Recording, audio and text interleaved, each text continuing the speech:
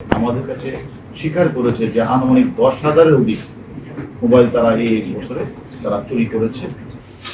একটি 5-7টা গ্রুপ হলো ঢাকাতে থেকে, তারা কোনো সময় পকেট থেকে দুই আঙ্গুলে চুরি করে নিয়ে যায়, অথবা তারা কোনো সময় ছু মেরে নিয়ে যায় ঢাকা। আর ঢাকার বাহিরেও আরো অনেক মোবাইল চোর চক্র আছে, তারা তাদের কাজটা হচ্ছে কোনো বড় বড় সমাবেশ বলে, জানাজা বলে, নামাজ বলে, বা তারাবি তারাবি বলে, অর্থাৎ যখন কেউ নামাজ পড়তে যায় অথবা জনসমাবেশে, তখন তারা ওই একটা গ্রুপ তারা কাজ করে, তারা তখন মোবাইলটা যদি কেউ বুঝে ফেলে, তখন দেখা যাচ্ছে যে অন্যরা তার চুরির অন্য সদস্যরা ওই যার চুরি হয়েছে তারই ঘিরে রাখে, অর্থাৎ পলায়ন মানে পলানোর সুযোগ করে। এইভাবে মানে ঢাকা সহ ঢাকার আশপাশের এলাকায় সারা বাংলাদেশে 80টি গ্রুপ কাজ করে। তাদের নেতৃত্ব হচ্ছে জাকির। ও হলো এই 80টা গ্রুপের সরকার। তারা বিভিন্ন জায়গাগুলি চুরি করে এনে মোবাইলটা তার কাছে দেয়। সে আবার তার একটা গ্রুপ আছে, সেই দামি মোবাইলগুলো সে করে কি এটা কোনো সময় এটা চলে ফেরার মালয়েশিয়া, দুবাই, ইন্ডিয়া, এই যেগুলো তারা পাঠিয়ে দেয়। এবং সেটা করে হলো তারা এই মোবাইল যখন ঢাকায় জমা হয়, দামি মোবাইলগুলো তারা পাঠিয়ে দেয় হলো রিয়াজউদ্দিন মার্কেট সেরা। তারা ওই রিয়াজউদ্দিন মার্কেটে আরেক চক্র আছে, সেই চক্রের কাছে পাঠিয়ে দেয়। তারা আবার মানে এটা মানে মালয়েশিয়া, ইন্ডিয়া, দুবাই পাঠিয়ে দেয়।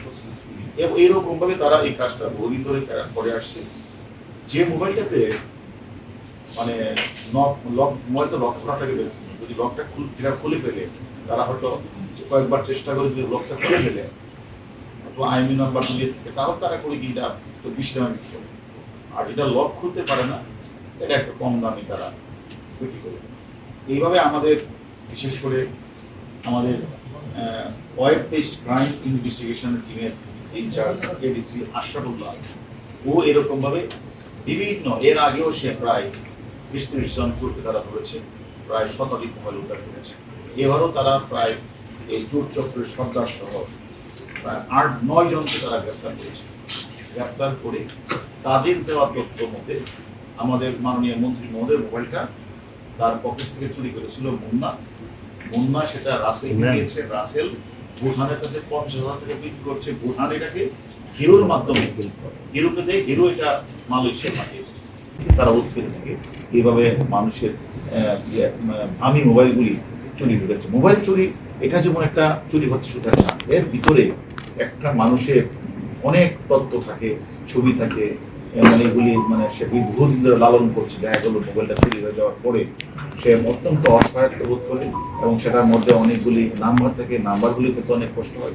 সবকিছু মিলিয়ে আসলে আমরা এই যে 80টা চোর চক্রের সন্ধান পেয়েছি, তার সর্দারগুলো জাকিরকে আমরা গ্রেফতার করেছি। তারা আমাদের কাছে স্বীকার করেছে যে আনুমানিক 10,000-এর অধিক মোবাইল তারা এই বছরে তারা চুরি করেছে, এবং তারা এবং এগুলি ম্যাক্সিমাম ক্ষেত্রে দামি মোবাইলগুলি তারা চিটাগাংয়ের রিয়াজউদ্দিন মার্কেট তারা এগুলি সাপ্লাই দিয়ে থাকে।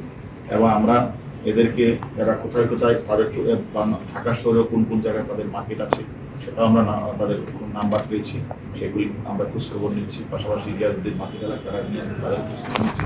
আমরা মনে করি এই যে এরা এই যে কাজটা তারা করছে, এটা আমি মনে করি আমাদের ডিবির প্রত্যেকটা টিমে এলাকা আছে এবং তারা এই কাজগুলি করছে। আমি মনে করি এই 9 জনকে বিভিন্ন এলাকা থেকে গ্রেপ্তার করা হয়, এবং তাদের যে অন্যতম পৃষ্ঠপোষক কামরুজ্জামান হিরো ফোনটি যে মালয়েশিয়া পাঠিয়ে দেয়, এই ফোনটিকে আমরা মালয়েশিয়া থেকে ফেরত আনতে সক্ষম হয়েছি।